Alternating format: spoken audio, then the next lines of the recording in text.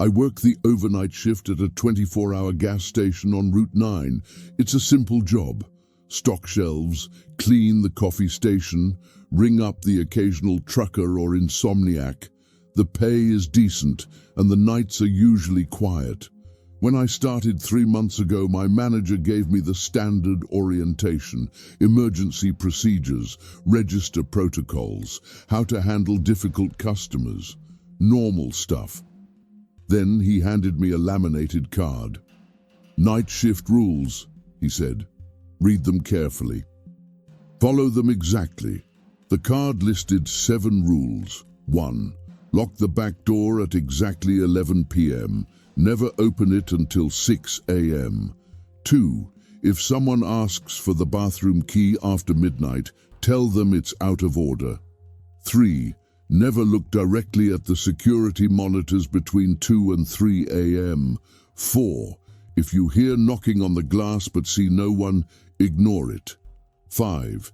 The coffee machine turns on by itself at 3:33 a.m. Let it finish brewing. Do not turn it off. 6.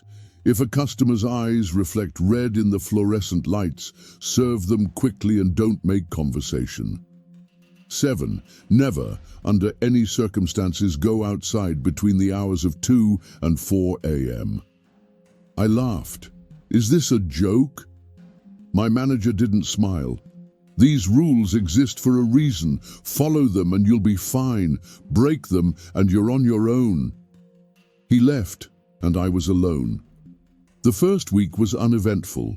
I followed the rules because, honestly, they were easy to follow.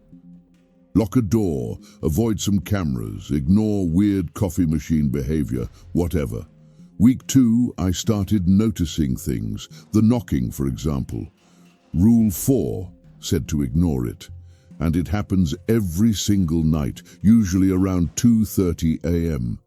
3 distinct knocks on the front glass door. When I glance up, there's never anyone there, no car in the lot, no footprints, just empty darkness and my reflection staring back. The coffee machine is worse. At exactly 3:33 a.m. it turns on. I've unplugged it. Doesn't matter. The sound of brewing starts anyway, and the pot fills with dark liquid even though there's no water reservoir connected. The smell is wrong too. Not coffee. Something metallic and bitter. I let it finish. That's the rule. But last week I messed up. It was a slow night. No customers for hours. I was bored scrolling my phone, and I forgot about Rule 3. The one about not looking at the security monitors between 2 and 3 a.m. At 2:15, I glanced up at the monitor wall. The cameras showed different angles of the store. Aisles, parking lot, back room, all standard views, except one. Camera 4, which points at the front door, showed someone standing outside, pressed against the glass, staring directly at the camera. I looked up at the actual front door. Nobody there, back to the monitor. The figure was still there, closer now. Face against the glass, hands spread wide on either side of their head. I couldn't see details. The image was grainy, dark, but I could see their mouth. It was open, too wide, impossibly wide. I looked away, forced myself to focus on my phone.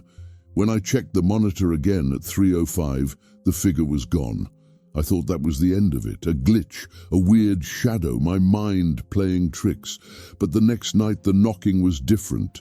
Not 3 knocks, dozens. Rapid, frantic pounding on the glass, like someone desperately trying to get in. I didn't look up. Rule 4, ignore it. The knocking stopped after 5 minutes. Then I heard it at the back door. The back door I'd locked at 11 p.m., the one I'm never supposed to open until 6 a.m. The pounding continued, rhythmic, insistent. Then I heard a voice, muffled but clear enough. "Let me in, please, it's cold out here." I stayed behind the counter, didn't move. The voice continued. "I just need to warm up, just for a minute. Please." It sounded desperate, human, real. But I remembered the rules. Never open the back door. The voice changed, deeper, angry. I know you can hear me. Open the door. I didn't respond. After 10 minutes, the knocking stopped. Silence. I thought I was safe. Then the coffee machine turned on. It wasn't 3:33 yet. It was 2:47. The machine brewed anyway. But this time, the liquid that filled the pot was dark red, thick. It smelled like rust and decay. I didn't touch it. I backed away. That's when I saw the monitor again. I wasn't supposed to look, but my eyes drifted. Camera 4 showed the figure, but this time it wasn't outside. It was inside. Standing in aisle 3, staring at the camera.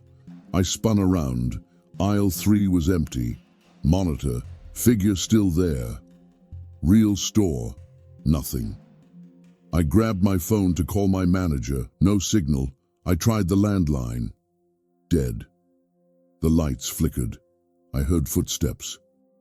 Slow, deliberate steps coming from the back of the store, moving toward the counter. I couldn't see anyone, but I could hear them. Getting closer. Then the front door opened. I didn't hear the chime. It just swung open silently, and someone walked in. A customer. Normal-looking, middle-aged man in a jacket. But when he stepped under the fluorescent lights, I saw his eyes, red, glowing faintly, reflecting the light like an animal. Rule 6, serve them quickly, don't make conversation. He walked to the counter and placed a bottle of water down. I rang it up, hands shaking. $2, I said. He slid a 5 across the counter. I made change.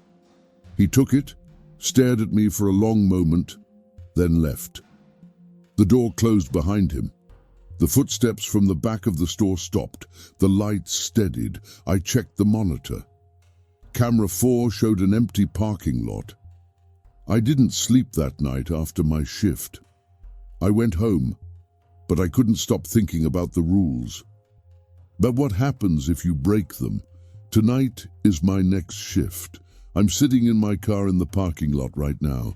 It's 10:50 p.m., 10 minutes until I have to lock the back door. I don't want to go inside, but I need this job, so I'm going in. I'm going to follow every rule exactly, because now I understand the rules aren't suggestions, they're the only thing keeping me alive.